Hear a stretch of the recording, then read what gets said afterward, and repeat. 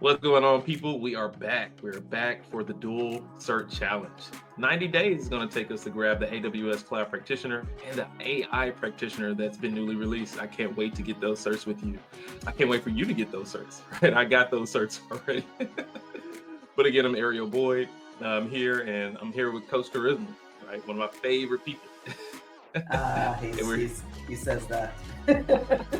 It is very true. It is very true. And we're here to talk about domain 2, right? And so I'll direct your attention to the exam guide of the Cloud Practitioner. We haven't gotten to the study material for the AI Practitioner just yet, but we'll get there. So let's cover the Cloud Practitioner first. What we're looking at right now, folks, is the domain guide. I'm just specifically hovering over domain 2 so that we can bring out the elements of what we should expose today, right? Security and compliance is what we're here to talk about.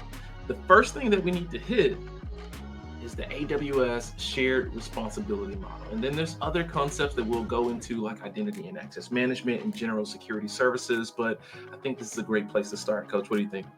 Yeah, absolutely. I think it's important for everyone to understand that. Remember, the cloud is someone else's infrastructure that they're managing for you, and you're using that. And how do you share between, as a customer, with that other organization? In this case, we're referring to AWS, right? Of how they're going to maintain and manage that infrastructure for you from a compliance perspective. You've got to understand how their controls and safeguards are put into place from a physical perspective, but also from logical boundaries in sharing the hardware underneath, right, across with other customers. And what does that mean? So we're going to dive into this.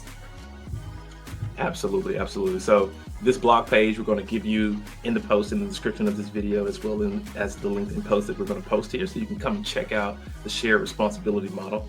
Now we'll scroll down a bit and we'll get to expose some of the elements that Coach Charisma was just telling us about. Look at this nice diagram that they've presented to us right here. And it gives us all about the shared responsibility model. And oftentimes I'm talking to people who use AWS and I'll have a question for them. I'll say, you know what, whose responsibility is it when you consider cloud security?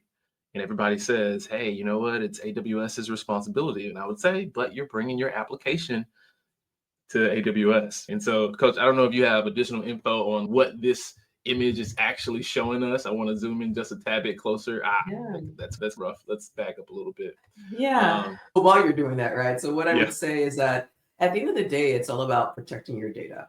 And your data is your data. And how you safeguard that really is not something that you want to transfer to anyone else to do. Now, you understand at the end of the day that you may have managed services that's involved, or you may have maybe another vendor that's involved in providing you a SaaS product that you're using of theirs.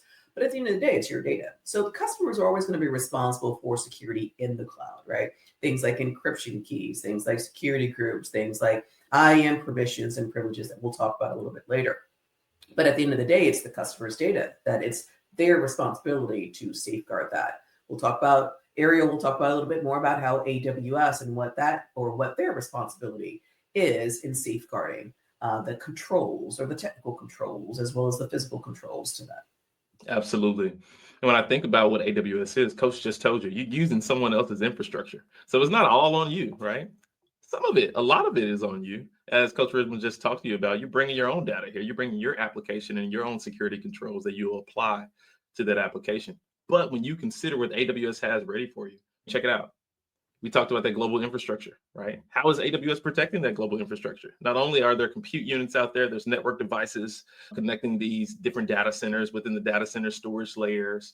So there's so many things that AWS needs to make sure that it's airtight as you're bringing your data here.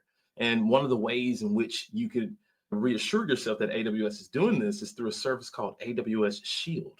And AWS Shield is AWS saying, we're going to rate IPs that come to this physical infrastructure layer. Right, so nobody will be able to utilize some DDoS attack. And I know we got some cloud practitioner learners ready to get our first cert here. And if you're not familiar with a distributed denial of service it's when some bad actor is outside of your environment and they just want to send a bunch of requests to your compute units. If they can do that, then they might make your compute unit so busy that nobody else can get connected to it. They get no benefit out of this.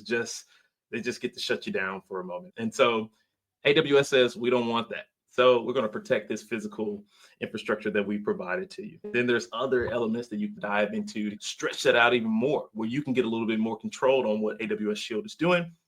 But when you're considering the Cloud Practitioner exam, I know that's going to be a question that pops up. What is AWS Shield?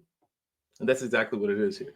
And so you got an opportunity now to build out your account. If you watch our last video, you can build out that free tier account. Now you can start building out your own application. You can see how these controls interact with the AWS infrastructure that you're dealing with here. So you can put some practice in.